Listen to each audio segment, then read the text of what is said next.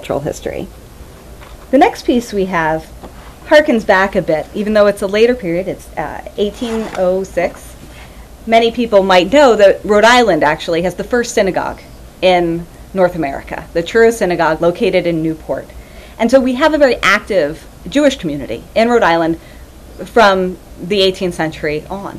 And they become significant individuals throughout the state's economy and its political life. What we have here, again an original binding, is the first printed Jewish calendar in North America.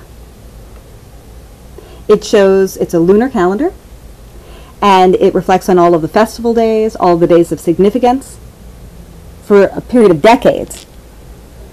And one of the really beautiful things about it is that there's also marginalia. There are notes in Hebrew throughout this binding.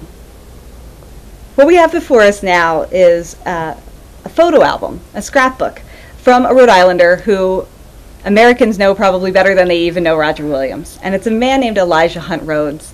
He never did anything as spectacular as Williams or Clark or Nathaniel Greene. What he was a man who went to the Civil War and kept an amazing diary and record. And he was discovered by Ken Burns, and he became the model for Billy Yank in the Ken Burns Civil War series.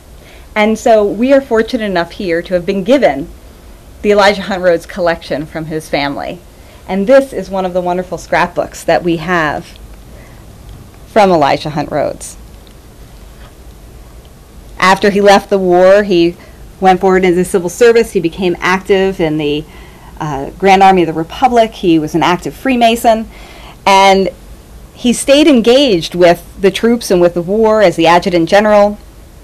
But he has these wonderful scrapbooks, and this is really a portrait book, if you will, of the Major General Frank Wheaton, Lieutenant General Philip Sheridan, and really just an absolutely lovely collection. Here he is as Brigadier General Elijah Hunt Rhodes. And that's sort of how I think of him the most and the way that we envision him. He goes out as this young man and has a calamitous series of getting shot, but the bullet gets stuck in his Bible, and all of these wonderful stories that make him very real to us.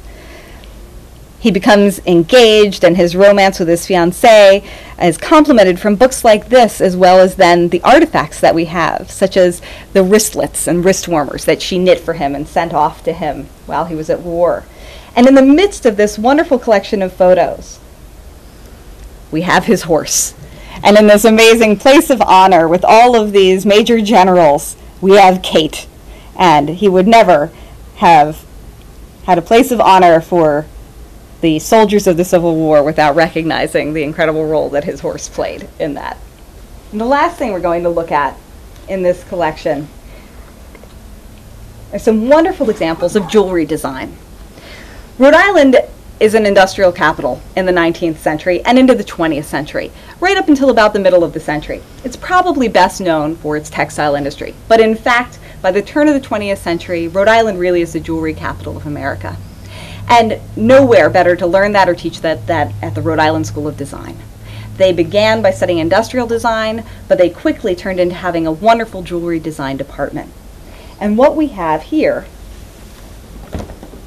is a book written by one of the teachers at the Rhode Island School of Design, Augustus F. Rose. We can see this is his textbook, Jewelry Making and Design, that he comes out with while he is running the department there at RIHS. He had been working for years and making tools related to the jewelry trade. So for some periods in his life, he's making anvils and he's making the heavier tools. But we can see the real artistry that's going on in the jewelry design and jewelry manufacturing area, as we see beautiful pieces from 1905, from the early part of the 20th century, that show the Art Nouveau influence, show the maritime influence in Rhode Island, and really illustrate very well the fine craftsmanship and fine detail of manufacturing that we could see in Providence at the turn of the 20th century. Rose, again, is a prominent figure. Manufacturers and designers are some of the most prominent individuals in Rhode Island at the time. He, again, is an active Freemason, and begins a family in Rhode Island and stays here and really helps to shape the beautiful jewelry making scene that became so important throughout the 20th century in Rhode Island. Each one of these pieces tells an amazing story of part of, again, our national history. We have the beginning and founding stories that help us understand the ideology with which our nation was shaped, that set us apart from other countries. And as we struggle, I think, to understand our place as we move forward, it's helpful to us to reflect back on what the real grounding principles actually were, rather than exaggerated or misunderstood versions of the founders' intents. And I think Roger Williams represents a departure from that normal story and shows how even a small colony can have had a great impact on the way the rest of the nation and the world thought. Works by men like John Barry, his recent book on the creation of the American soul, and Roger Williams. Being able to come to a repository like this, to see the collection, see the writings of Roger Williams, he was able to learn what other historians are learning about Roger Williams. He wrote important works, and there's very little evidence that Thomas Jefferson was reading Roger Williams. But he was then able to go to a library and archive in England. And they too had documents, and they had library records, and they had rolls. And he was able to see there that John Locke was reading Roger Williams. And if Thomas Jefferson was reading Locke, we start to see how these ideas were transatlantic. We're moving all over the world well before we think of the global exchange that we have today. These other books show us how people were living, how they were interacting with each other. They also show us how we shaped our economy as we again struggle with how we redefine ourselves to new economies, to new political structures throughout the world. We can come to places like this and we can understand how adjustments were made, how a community could redefine itself and take advantage of opportunities that might not have existed before. And what I love so much about libraries and about history and about research is 5 people can look at the same book and walk away with 5 completely different stories and interpretations, seeing what's important to them and making it into something that is relevant for an unimaginable number of communities.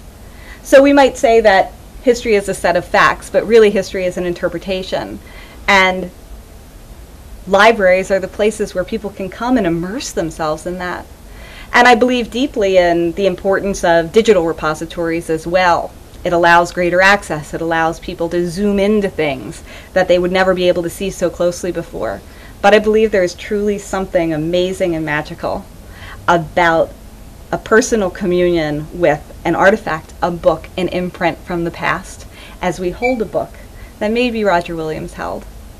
As we hold in our hands the life's work, the photo album that Elijah Hunt Rhodes put together as he remembered the Civil War. I think it transports us, and it's the closest thing to a time machine that I've ever found. So I find it an absolutely delightful opportunity to be able to be immersed in the world of history. And that's what you can do at a library like this.